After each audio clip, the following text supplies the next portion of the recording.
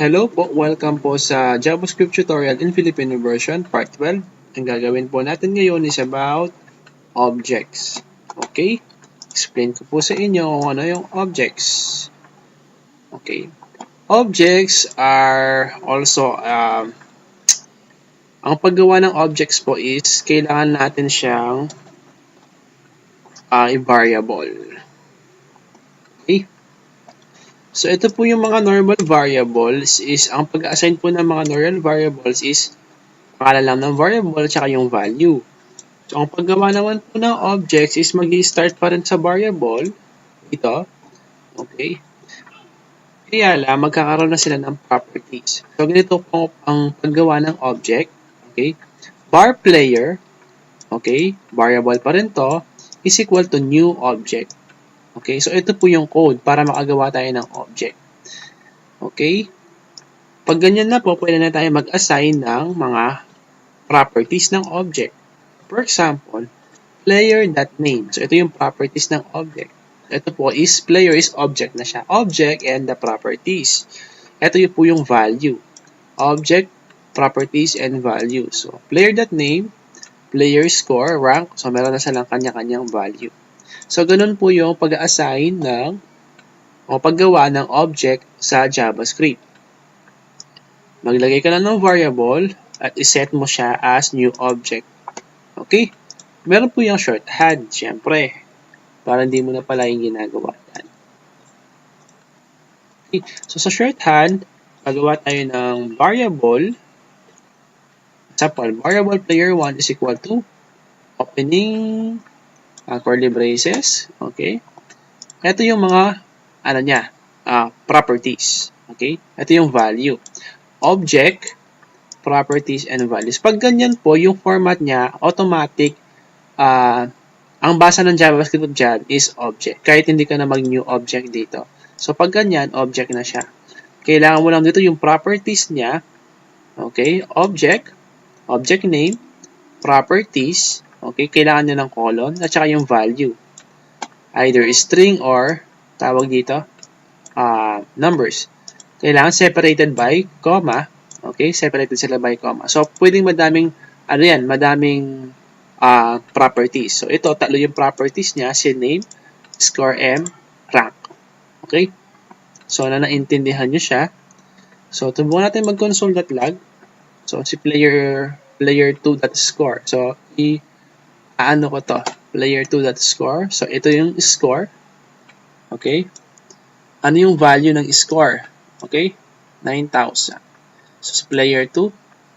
So, save ko siya. Tapos, i-test natin sa, ayun, 90,000 pala. Okay? So, yun. So, player 1, that name. So, syempre, yan. Nil. Save.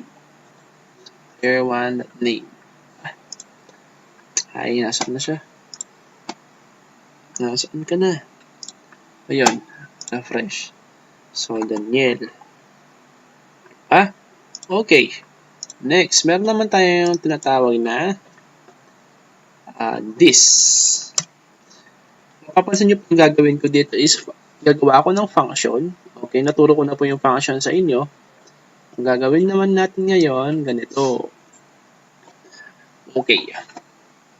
Alisin muna natin itong console na to. So, gumawa ko ng function na player detail. So, tandaan nyo to. Ganito po yung paggawa ng function. Meron siyang ganito. Okay, so ang ginagawa nito is displaying information about each player. So, yung function na to, ginagawa po niya is, nagano lang siya, console.log. Okay, console.log. Mapapansin nyo dito, this.name, tapos this.rank, and this.score. So, itong this na to, ito po yung keyword po ito para sa pag hindi po niya alam yung kukunin niyang value. Kasi bali kinukuha po yung name properties ito and rank and yun, yung score. Okay? Pero para mas usable po itong function na to, Kasi pag function, ibig sabihin, pwede mo siyang gamitan na maka ilang beses. Kaya lang, hindi niya alam kung saang variable siya kukuha. Okay? Sa kung saang object siya kukuha, yung variable na to. Player 1 ba? Player 2? Kasi pwede natin gamitin yung player 1 and player 2 sa function na to. Kaya lang, hindi niya alam. Kaya lang, lalagyan lang natin this. Okay? Keyword yan. This dot rank, and this dot score. Okay, so tandaan nyo to, is concatenation yung plus kapag nag-add tayo ng mga string. Kaya, string and numbers. Okay? Okay, so dito naman tayo. Mapapansin nyo dito, kahit may function dito, player1.log details, okay, player1.log details, parang ano siya, di ba? Object and properties. Okay? So, player1.log details is equal to player details. Okay?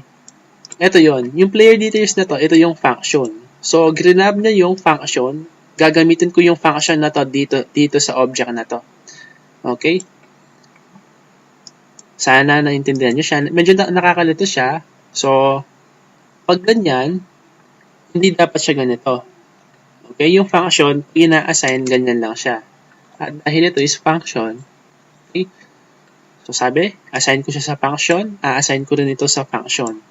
Kaya lang, ang mangyayari niyan is, yung player 1, okay, ayun player 1 and player 2, dahil log details yung inano ko, at inassign ko sa kanya is function, so kailangan, pag kinocall natin sila, is function na rin siya. So, maglalagay tayo, dito pa lang tayo maglalagay ng ganito. So, tingnan natin. Save. Refresh. Okay. So, mapapansin nyo dito, ayan. So, bot is ginamit niya yung yung function na player details. Yung console.log yung ginagawa niya. Dito, di ba? Player 1 and player 2. Ayan. Daniel is a rank up. Okay, so, parang minamatch niya lahat ito. Okay, minamatch niya.